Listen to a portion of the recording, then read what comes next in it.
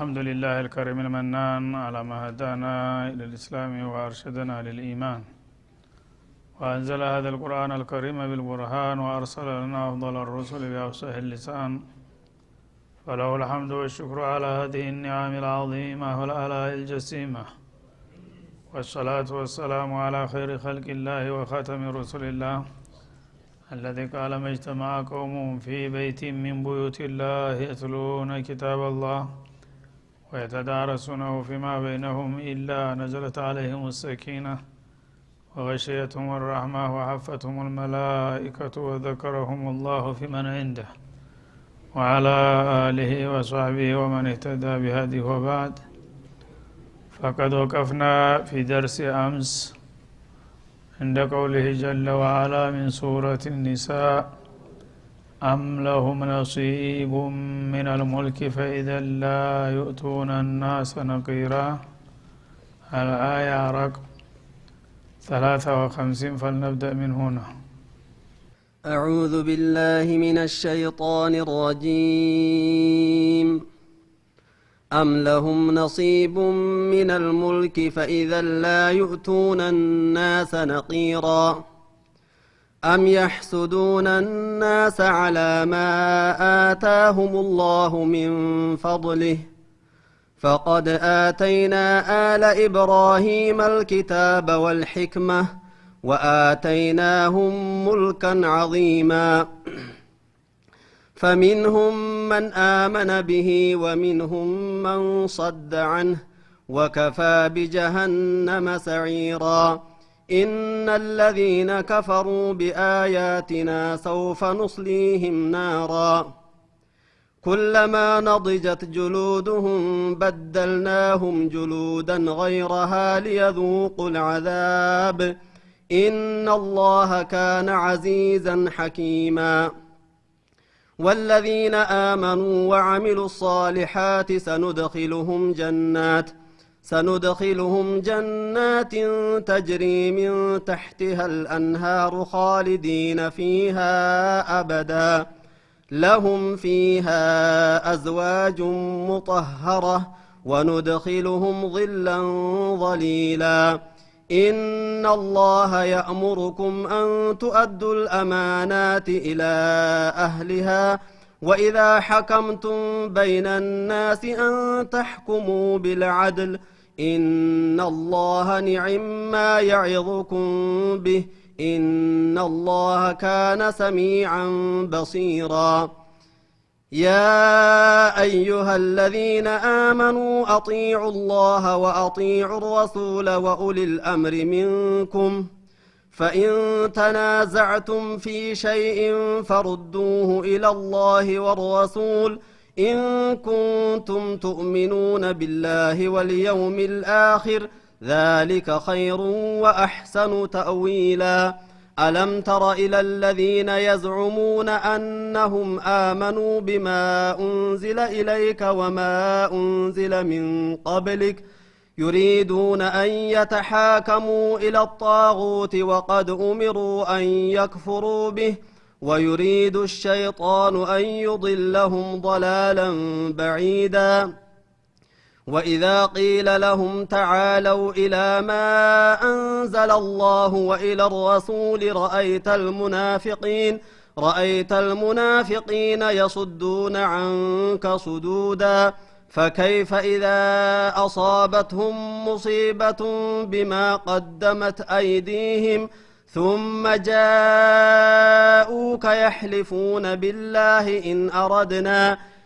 جاءوك يحلفون بالله إن أردنا إلا إحسانا وتوفيقا أولئك الذين يعلم الله ما في قلوبهم فأعرض عنهم وعظهم وقل لهم في أنفسهم قولا بليغا وما أرسلنا من رسول إلا ليطاع بإذن الله ولو أنهم إذ ظلموا أنفسهم جاءوك فاستغفروا الله واستغفر لهم الرسول لوجدوا الله توابا رحيما فلا وربك لا يؤمنون حتى يحكموك فيما شجر بينهم ثم لا يجدوا في أنفسهم حرجا مما قضيت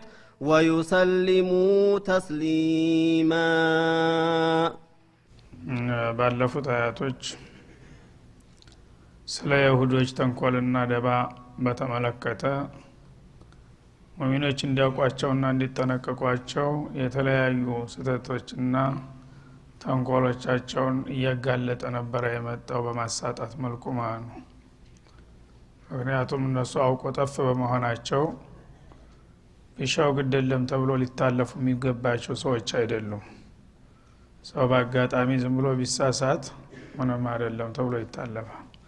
እነሱ ግን የተንኮል መልእክተኞች ናቸው። ሁሉ ጊዜ ቢሳካላቸው በዚህ ምድር ላይ ከነሱ ውጭ ማንም ሰው እንዲኖር አይወዱምና አይፈቅዱም።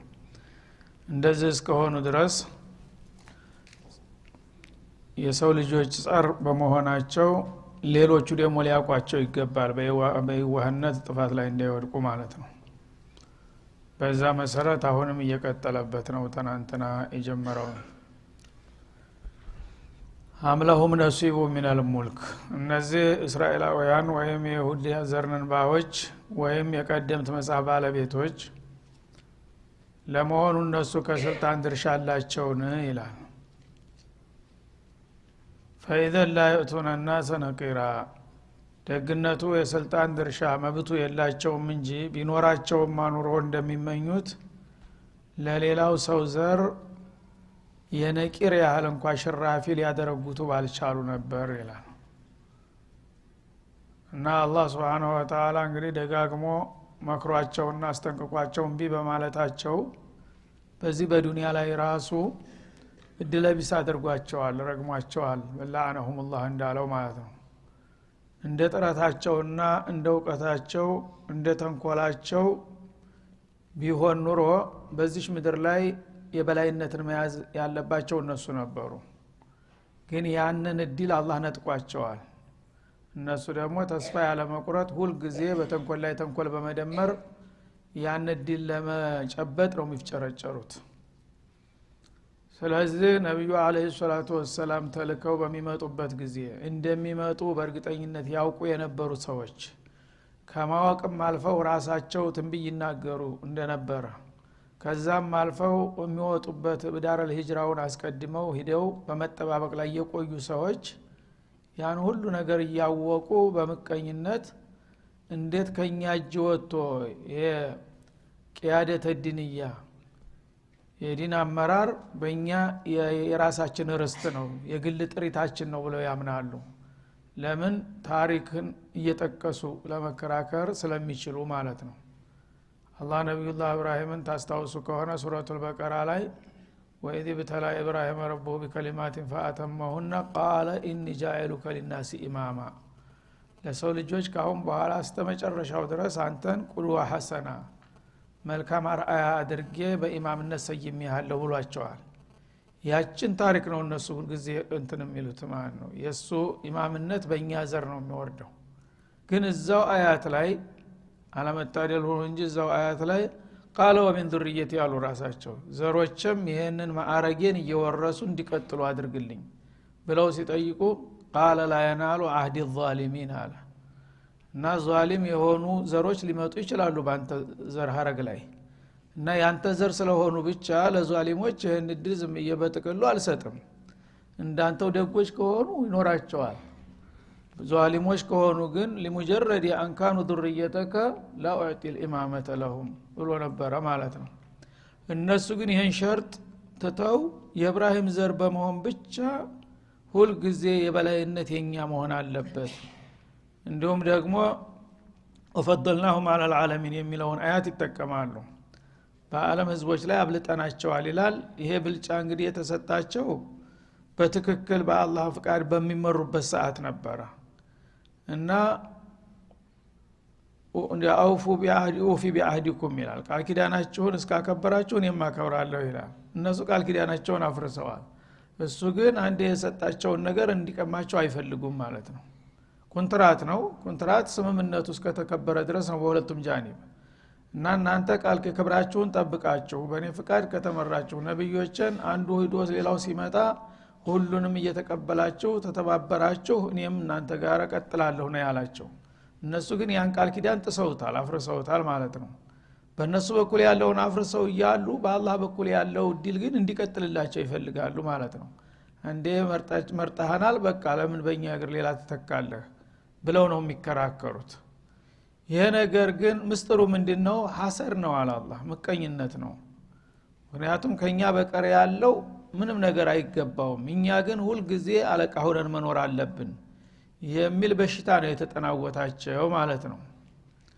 እና ይሄ የኢብሊስ በሽታ ማለት ነው። የመጀመሪያ የሰው የፍጡሮች ወንጀል መጀመሪያ ሐሰር ነው። ኢብሊስ በሐሰር ነው አደምን አስጁዱ ሊመን خلقተ ጢና ብሎ ሊጣላ የቻለው ጌታው ጋር ማለት ነው። ስለዚህ ያንን የመጀመሪያውን የኢብሊስን ወንጀል ወርሰው በስማቸው ብቻ እኛ ትልቅ ነን ብለው በመኮፈስ ሁሉ ጊዜ ያቀራራሉ ማለት ነው። ይሄ ጊዜ አላህ Subhanahu Wa Ta'ala ያን ቀደም ሲል የሰጠኋቸውን ስልጣን ወስጀዋለሁ ቀምቻቸዋለሁ ነው የሚለው።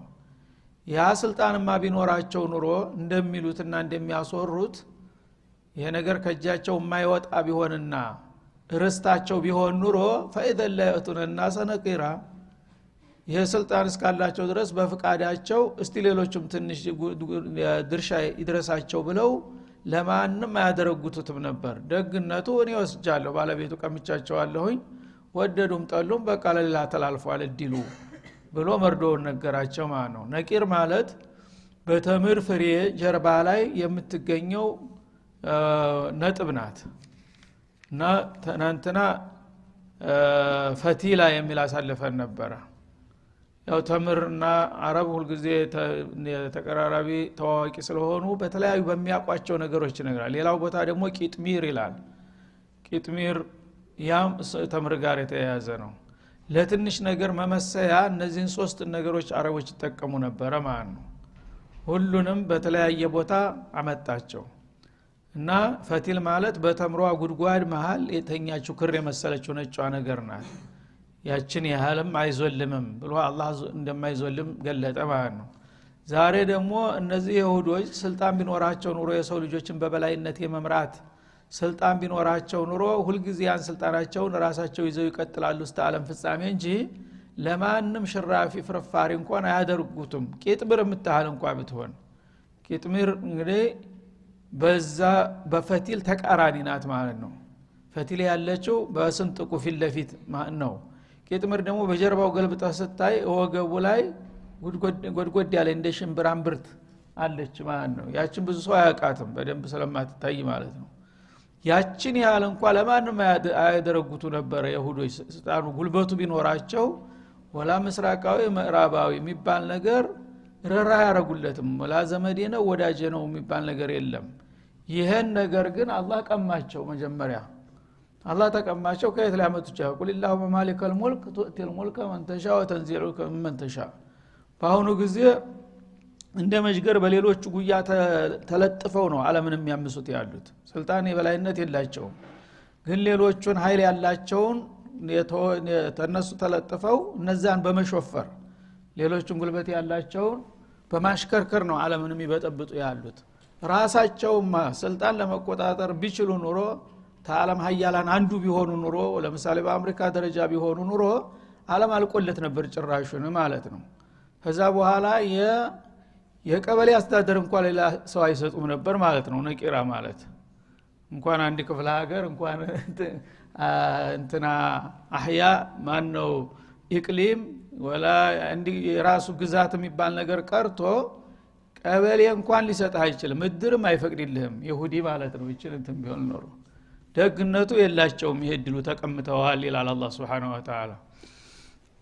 ስለዚህ ይሄ ምንድነው በመልክ አላህ እንደዚህ አስምሮ የሚገልጠው የነሱን ተንኮልና ደባ ሙስሊሞች ሁሉ ጊዜ አይረዱም፣ አይገባቸውም።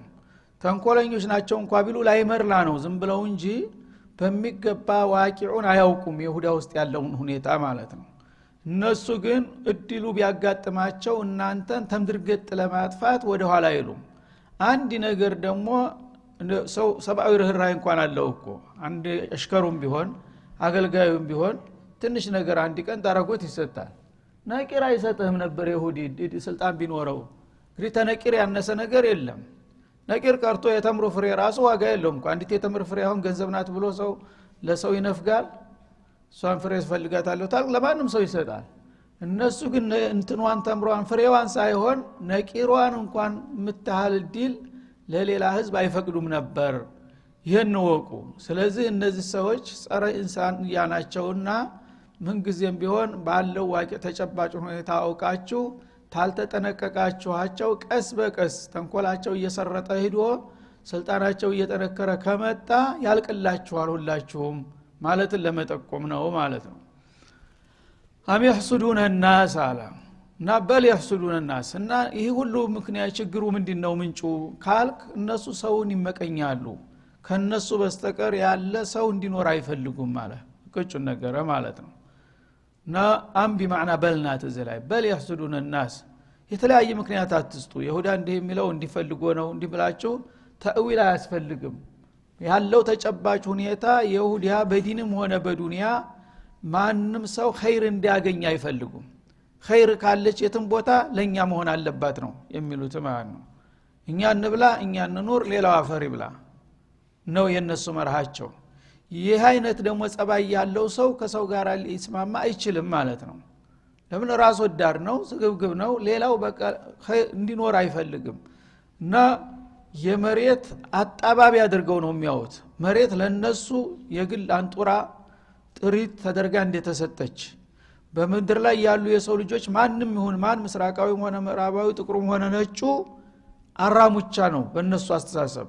መሬት የራሱ የግል ጓሮው ነው ለይሁዲ ማለት ነው እና ጓሮው መካከል እንግዲህ አንተ የፈለከውን ነገር ትዘራለህ ግን ስትዘራ አዝሪት መካከል አራሙቻ ከበቀለ ዝም ትለዋለህ አራሙቻውን ሌላው እንዳራሙቻ ነው የሚያዩት በሙሉ የዓለምን ህዝብ ወዳጅ የላቸውም አስለን እነሱ ያው ለእንትናቸው ለማስመሰል ወዳጅሏቸዋል እንጂ ወዳጅነን የሚሏቸውን ራሱ በወዳጅነት ወፋ የላቸውም ሁሉም እንዳራሙቻ ነው መኖር የለበትም አቅሙ ከፈቀደልን ሁሉንም ማጥፋት አለብን ግን ከጣጣት ይቀርባል እንደሚባለው በኩፍር ደረጃ ያሉት ለነሱ ትንሽ ስለሚቀርቧቸዋል ሙስሊም ግን በረቅም ዋሂድ መጀመሪያ መጥፋት ያለበት ነው ለምን ምቀኝነት ያንን የነበረውን ስልጣናቸውና ክብራቸውን ስለተነጠቁ በቂም በቀል መሐመድ መጥቶ ነው እኛን እንጉዳችንን ያፈላው ይሄን ሁሉ ችግር ያመጣብን ስለሚሉ ከኢስላም ጋር ግንኙነት ያለው ነገር ደግሞ በሙሉ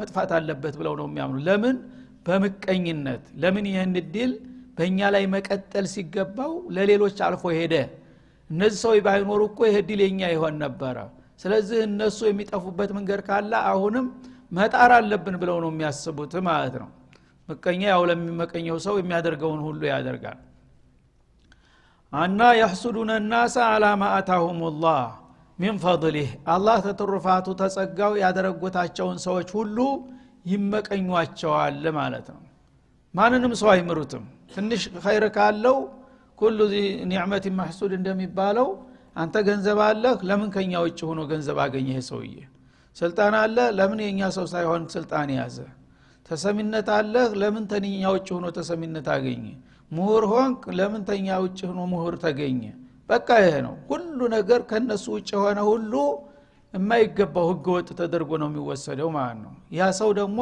ከቻሉ መጥፋት አለበት እና አላማ አታውም الله من فضل እነዚህ ሁሉ በአለም ዙሪያ የሚገኙ ህዝቦች ታዳ በሚያገኙት እድል ሁሉ የነሱ አይን የሚቀላውና የሚቃጠሉት ለምንድነው ምን በድለዋቸው ነው ሌሎቹ ምንም የበደሏቸው ነገር የለም ግን ለምን አላህ እድል ሰጣችሁ ምናልባት አላህ እድሉን ሲሰጣቸው አይኛን ፈልግም አይገባንም ለእስራኤል ሰጠ ብሎ ለምን አልተቃወሙም ታልተባለ በስተቀር ሌላ የሚያስወነጅላቸው ነገር የለም አልቀበልም ለምን አትሉም እናንተ እንኳን ፈልግም አንቀበልም ብሉ ኑሮ በግዱ የሚወስድለት ሲያጣ ለኛ ይሰጥ ነበር ሊሉ ካልፈለጉ በስተቀር ሌላው ሰው ምን በደለ እስራኤል በመድር ላይ አትኑሩ ያለ የለም እነሱ ማንኛውም ሰው የመኖር መብታቸውን የከለከላቸው ያለ እንደ ማንኛውም ህብረተሰብ ደግሞ አደብ ገዝተው ከኖሩ እንደ ማንኛውም ህዝብ መብት አላቸው ብሎ ነው የሚያምነው ሌላው ህዝብ እነሱ ግን በምንም አይነት ሌላው መብት ሊኖረው አይገባም እኛ እያለን ደግሞ